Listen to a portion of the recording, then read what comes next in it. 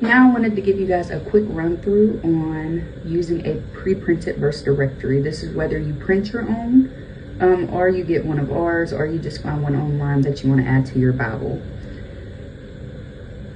For this one, I'll be using the Great Jesus Bible.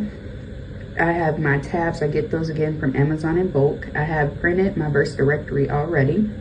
The glue stick I won't use till later. I'll just glue that in the front cover of the Bible. And then for each topic listed on your verse directory, I'm going to pick a color for it. And once I pick the color, I'm going to go ahead and tab it with one of those little tabs, and I'm going to pull out the highlighter that matches it and just set it to the side to save me time later.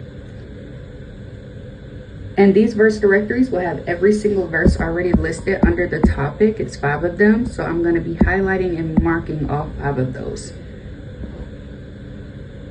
And again, the biggest thing with this is if you pick a color, such as Faith is orange, you make sure that you highlight every verse listed underneath there in orange, and then I put a tab in orange at the very top. You'll see me when I get to each category, I'll pull out some of the tabs and stick them on my hand. This is just so I don't make any errors when I'm tabbing them. And then that way, as you flip through, you'll be able to pull up healing, which is yellow, and you can just flip to a page in yellow. The tab will be at the top, so it's easy to find, and then the verse itself will be highlighted in yellow as well.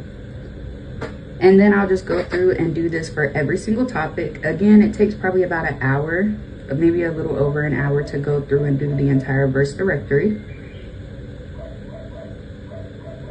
And then at the end of it, you just make sure that all of your topics and the verses are all color coded, and that you place the matching color tab at the top of each page so that way you can find it.